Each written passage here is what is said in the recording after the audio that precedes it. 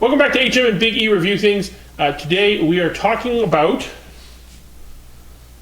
Star Trek Strange New Worlds, Season 1 kind of overview, or overall thoughts and grade on the rest of Season 1. Or Part 1 and Part 2, I think, or maybe we did 3 parts. I don't know. However many parts are going to be linked up here in a playlist. Please check those out. See what you think about what we thought about Season 1. But here we are, gentlemen. Season 1 is over. Best single season of Star Trek ever? Yeah, I think it's a very strong season series opener. Yeah. Yeah, I think if I'm grading it with New Trek, I would say this is probably the best one. So, I mean, that was a slight exaggeration. Best season of any Trek ever that's a big claim. But this is definitely the best opening season. The best season, first season of any Trek, I think that's pretty hard to dispute. I think they've been going from strength to strength here each episode.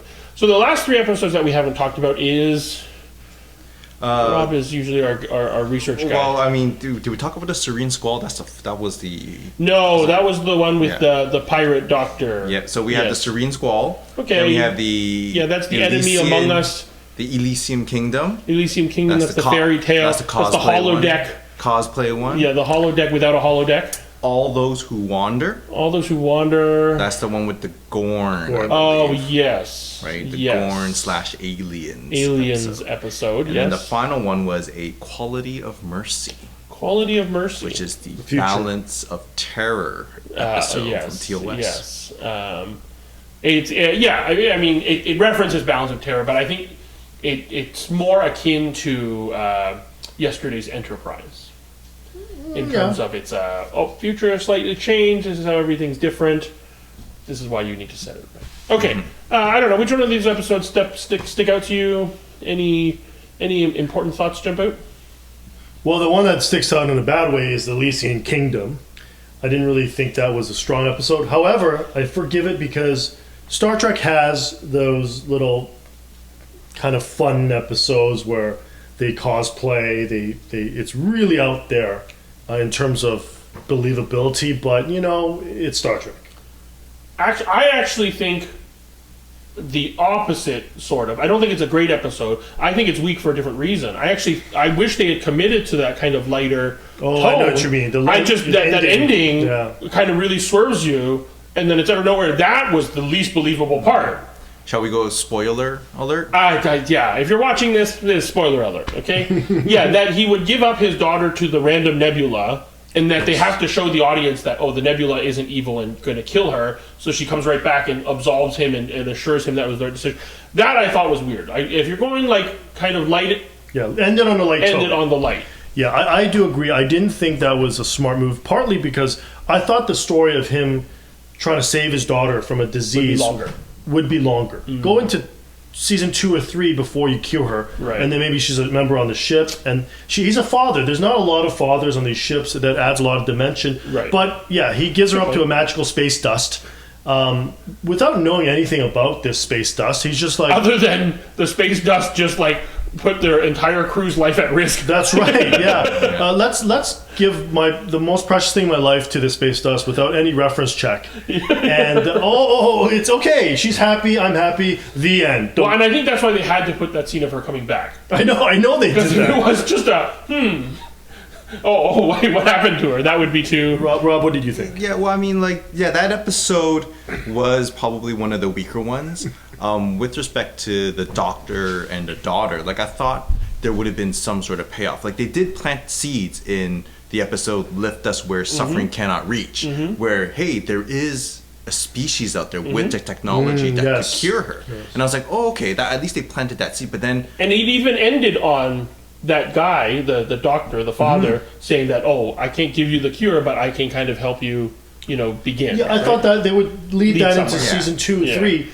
Yeah. But then the other issue here is, again, when you look at the science fiction, she aged 20 years in a matter of seconds. So does that mean she's going to continue to age? Or no, I think that's a projection of her ideal self, I think is it. Yeah, it's a magical space cloud, Rob. It's hard to Like the Traveler from TNG. Sort of, I guess. Yeah.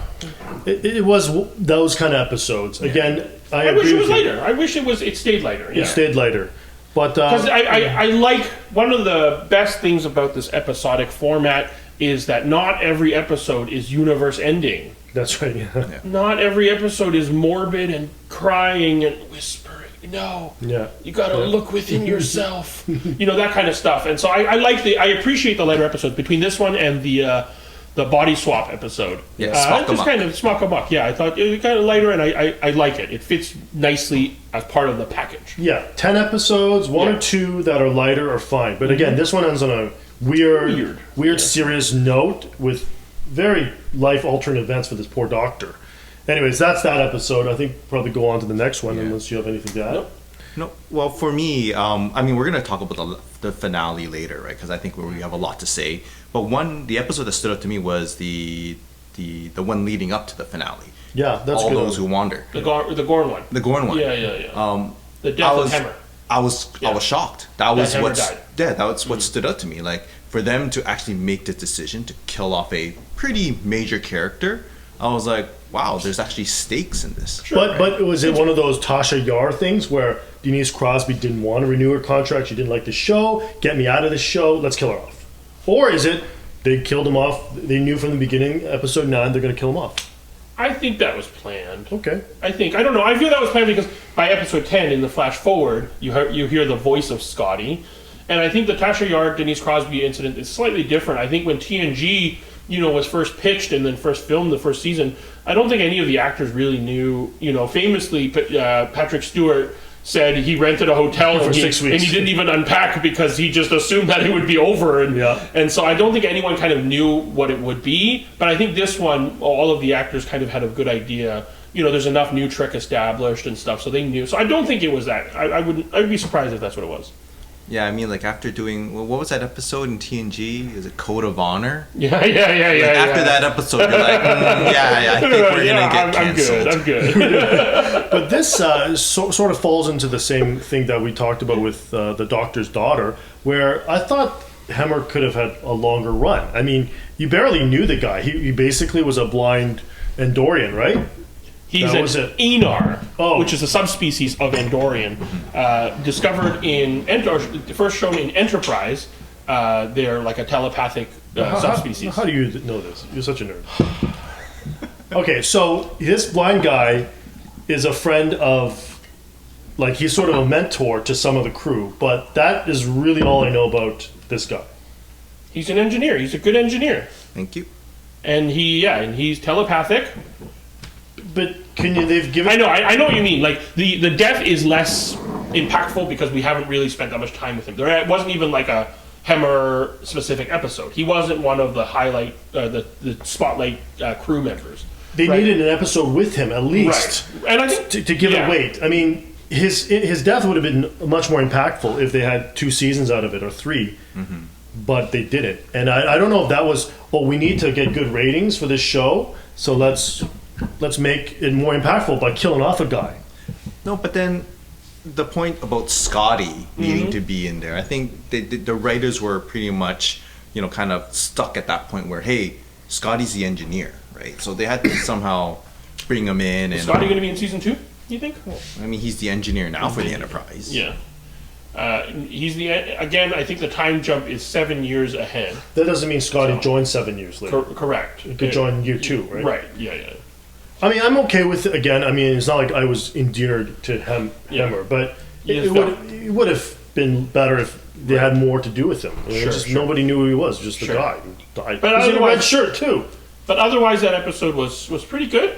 Yeah. Yeah, I don't remember much. I remember, I think horror, kind of, alien kind of feel, chestburster, scuttling things. And well, I mean, did you like the look of the Gorn? Obviously, they updated him from the plastic suit to this alien-looking crawly thing, right? I am completely okay with that. But can you explain to me how a species who is what? Go ahead. Okay, a species that's kind of like based on instinct and like very carnivorous has the ability to make starships? Yeah, they talk about that. They talk about that. It's only in their adolescence that they're alpha driven and they'll kill each other.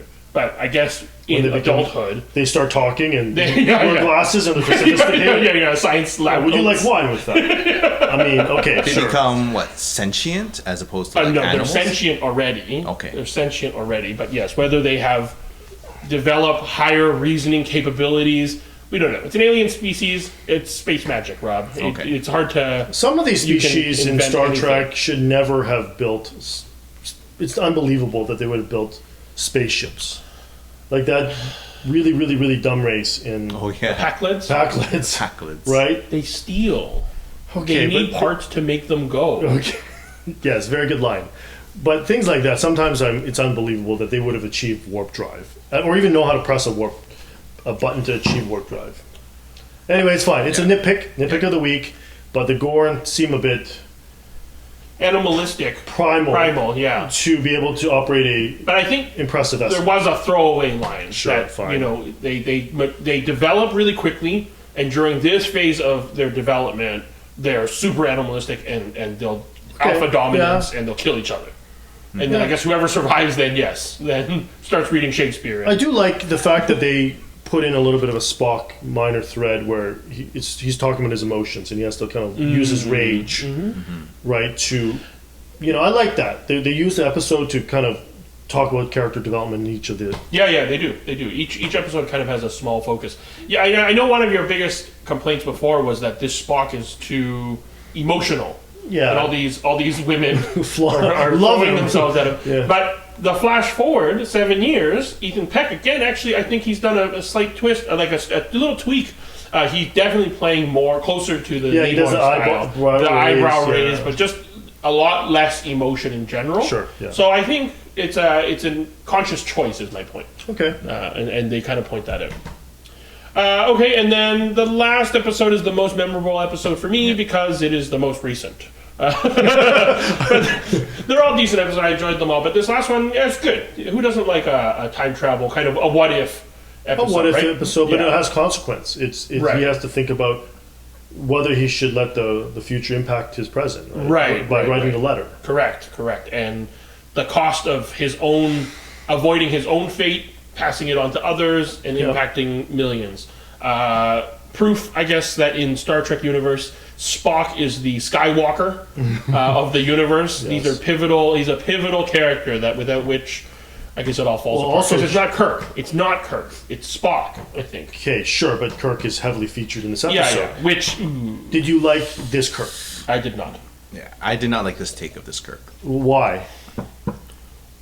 I don't know. The actor kind of just didn't really stand out quite as much, Yeah. and I feel Kirk generally, the leading man type kind of fits that role a bit more, and maybe because he's not the leading man here. But to be fair to the actor, whose name is Paul Wesley? wow, okay, I don't know. I actually don't know. So I don't know. I'm apologize. making that up. Apologies to. Yeah, thank you for watching. When Anson Mount and when Ethan Peck were on Discovery, they weren't fully kind of comfortable in their character either. So maybe in season 2, when Kirk comes back, it might be a little Does bit he better. even look like Kirk? He doesn't have to look like Kirk. Does Chris Pine look like Kirk? More so than this guy. I mean, I think his hair was brunette. Like, he should have been more blondish, no? I guess. Another nitpick. This is a nitpick. It's a That's a nitpick, nitpick. but it's. I mean, these guys don't look like them. It's. I I mean, know, I think but the does, Zachary. does Anson Mount look like the original Pike? No one remembers what he looks like, so that's fine, right? Right. Does Zachary Quinto look like More Leonard Nimoy? so than Ethan Peck, Okay. right? All right. So, anyways, that's a little bit of a nitpick, but I think did like- his acting was a Yeah, little his acting bit, a was- bit stiff for Kirk. I Maybe agree. that's a cadet Kirk or the new Captain Kirk. Yeah. I don't know. I didn't even know He's Kirk. a captain. He's a I captain. know. I thought the Enterprise was his No, first no, name. but don't worry, this is in the prime future. timeline. Oh, prime In timeline. prime timeline, he does serve on the Farragut, Okay. but he's not captain. He's of like the a Farragut. lieutenant. Yeah, I don't know if he assumes command on the Farragut or on Enterprise. Anyway, No, but because Pike changed the timeline, that's why he became that's right. And then I thought there was nice parallels here with the season premiere of Discovery. Yeah, with the time crystal. Well, no, because that's later. But because the season 1 of Discovery, I'm sure you've don't forgotten remember. already, was the Klingon hello or the Vulcan, where they encounter them and they're like, no, you got to fire on them to make them respect you. right? And then, of course, they don't, and Georgiou tries to sue for peace, and that's what kicks off the war. That's the same thing here, because in Balance of Terror, Kirk fires. He says, we have to destroy this Romulan ship before it gets back through the neutral zone, but Pike is suing for peace. And so, whereas all of his other senior officers are like, no, you got to destroy the ship. He's like, no, let's try for peace. And which is why the title of the episode is An Errand of Mercy, A Quality of Mercy? Quality of Mercy, which is a Shakespeare quote, I think, about something. So I think in this way it's saying actually that his mercy is not good. His mercy caused the problem. Signs of weakness. Well, that's what Kirk is arguing. That's what Kirk is. Anyway, I like this episode a lot. I thought it showed us. I mean, it gives. It shows the uniform. The red uniform. The red uniform, the maroon monster, or whatever it's called. The Wrath of Khan. Yeah, episode 2. They updated it though a little bit. Updated a little bit, but it gives Ensign Pike a good amount of like range to act, as he's done quite well all season. His voice deepens as he gets older. Yeah, little things like that. Slower. Yeah, it's a smart move for him to do these little things. Yeah, no, I thought the episode, and everything just slightly changes, right? We talked about Spock's behavior and mannerisms changing a little bit. Nurse Chapel, her uniform is a little bit different. Even Uhura, her uniform is closer to what Nichelle Nichols wore. And anyway, small stuff like that. Even the Helms person, Erica Ortega. Yep. She's like an officer now. You notice like how she's challenging the captain, and at the same time not being so, how do you say, like being very witty or being like a wisecrack. Right. She's like, hey, this is serious. Right. It obviously setting up for a season 2. I think I don't know if it's renewed, but no, it's renewed. It's renewed, but they leave because they said Kirk is showing up in season 2. Okay, that was their way of not telegraphing or showing that he's going to be in season 1. Okay. They announced that this guy would be. But they also have a cliffhanger. I mean, I don't think it's a cliffhanger. Well, fine, but it's pretty minor in terms of cliffhangers go. Right, but it adds a little bit of like, oh, what's going to happen next? Yeah. So I'm okay with that. That's cool. Yep. Well, she becomes Mystique. Yes. That'd be a good. Yeah. Yes. Well, okay. Well, yeah. I do. I mean, I enjoyed the episode. Yes. But I do have an issue with some of the writing decisions, specifically with Spock, because in Discovery we talk about the relation of Spock and Michael Burnham. Yeah. And now it's like, oh, the relationship between Pike and Spock. And now it's gonna. We know it's gonna be Kirk. Yep. Like it feels like. That's why he's so pivotal. Yeah, they're just using Spock as kind of like the anchor of everything. Skywalker. He's a Skywalker. No, but Skywalker only had, what was his relationship? It was mainly with his father, right? The entire 9 movies is about Skywalkers. Rey is a Skywalker. All I'm saying is that you get a Skywalker. You get a Skywalker. All I'm saying is that there's too much focus on Spock's relationship with everybody, because you know in season 2 it's going to be about him and his brother. I know. Well, yeah. I don't actually argue his character is brought up Cyborg, but didn't like he's iconic. But is Spock actually a very interesting character? I actually don't think so. I would argue Data is the more interesting character if you're going to go with like that type of character. His quest to be more human is much more interesting than Spock saying, "I don't really want to be more human." I don't know. I think Data's character is much. He's iconic. He's iconic, right? Which is why when they did a reboot, when Abrams did a reboot, obviously he's going to be. Who can relate to Spock though? Which human being person wants to be purge themselves of all emotions? It's weird. It's a weird choice. I mean, if anybody should be the anchor, it should be Pike. I think, right, as a captain. I don't know. He's No, but the thing about Spock and Data, it's yes, purge yourself of emotions, but it's more so discovering the humanity aspect. In other words, what are the good things about humanity? And that's what Data and Spock try to emulate. So I think that's how that character kind of fits in all. No, that's a good point. So you're trying to find, what's good about humanity, right? But Data really wanted to be human. Like that's different than Spock, who's like, let me look, and I guess this is okay to, I guess this is fascinating. It's like you're kind of a snob. So I never really loved the Spock character. I liked him for his sacrificial nature, like when Star Trek 2 or 3, when he sacrificed himself. Those are the cool Spock moments. So of the captains, in Star Trek you identify most with Jonathan Archer, who hated Vulcans, who thought they were arrogant, stuck-up people who didn't share stuff. And Jonathan Archer's an underrated captain, right? And he had a cute dog, Porthos, yes. Okay, any other thoughts on Star Trek Strange New Worlds Season 1? Are you looking forward to Season 2? Yes. Yeah, Kirk is obviously going to be in Cyborg. I mean, they've set up a bunch of these threads that they hopefully will pick up, but we don't want it to be completely overarching too much, too serialized.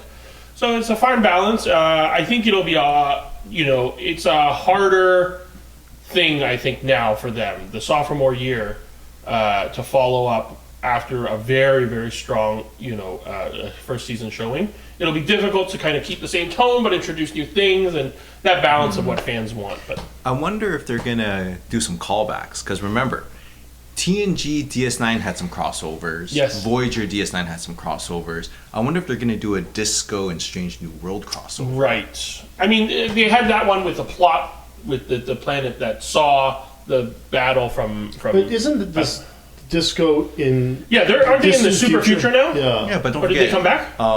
Was it Cisco traveled back in time, right? sure. So Yes. they can always find a reason That's true. to go That's back. True. That's right? true. I really hope they don't have a crossover. Like, stay away from the Discovery. It's just it's a terrible ship. So They should travel back in time and interact with Lursa and Vitor, the yes, Duras sisters. I'm rewatching TNG and I just got through They're those good episodes. characters. They're good characters. They're good They're characters. Yeah, funny characters. yeah. Anyway, overall grade for Star Trek Strange New Worlds Season 1. Rob. I'm gonna give it an 8 out of 10. Okay. So an A or an A minus? Yeah, the numbers make more sense, I think. I mean, Wait, should we switch the numbers? I don't know. That's right. It's an A minus. It's an A minus. I'm okay with you A want minus. No, switch the I numbers. have the graphics only for the number letters right No, now. the numbers are fine. I will give it. I'll give it an 8A. So it's an 8.5. I think I'll give it a little bit higher. I think it's A is an 8.5? Well, isn't A plus a 9? What? This is the Asian scale. Yeah, what? Okay, you're giving it an A. A 9 to me is a A plus. I mean, it's very hard to get 100% in anything. In Yeah. anything. So Yeah. if you get 90, It's a range, though. It's a range. I think A plus is like 90 to 100. yeah, I guess. So 8.5 is an A to me. It's not. Okay. It's like you go bring that home to your parents. It's pretty good, but it's not an A plus. Asian parents. I would also give it an A. It's difficult for something to earn an A plus. I completely agree with you. There were small kind of nitpicks and complaints just peppered throughout, but so it's not completely perfect. But it is. I very stand solid. by my statement that it is the best first season of any Star Trek, and in the discussions of best season of any Trek ever. Ooh. Because if you think about it, the best seasons of TNG, let's say seasons 3 through 5, some of those had some weak ones because they were like 24 episodes It's long, different right? comparison, So it's different. though. So it's hard. So you have the highest high, but you have a couple of stinkers. Here they're only doing 10, and they're all really, really strong. So anyway, I'm just saying it's in the same discussion. You can mention it in the same breath. Sure, I guess so. I mean, some of the the DS9 seasons, 1 or 2 of them are with the war arc. It's really, it really, is really very good good. stuff. I know. But I know what you mean. They have a break. It's Yeah. it's just a fun episode, Right. Which this had, but Where Cisco is trapped in a game or whatever. or Worf wants to play mahjong, whatever. So there's a bit of like, okay, we'll forgive that because they just went through a war. They need to take a break, right? Yes. So yeah, it's a bit hard to compare, but I would to say Rob's point for sure. This is the best of the new Trek. Yep. So that's our thoughts on Star Trek Strange New Worlds. Rob there is wearing the shirt from the Cerritos from Lower Decks. It's great that we have Trek that we're actually looking forward to seeing. What do you... Okay, that's Support the wrong, troops. That's the wrong franchise. And so it's great that we have, a live action, and I really enjoy Lower Decks, and so I'm looking forward to more Trek when we get it. Picard Season 3. Anyway, let us know what you think. Let us know what you think about what we think. Until next episode, keep watching things. And please like and subscribe so we can hit 80 subscribers. 80. We're going to do something special when we hit 100. Yeah, it's all you watching, you're going to be rewarded. Thanks, Rob.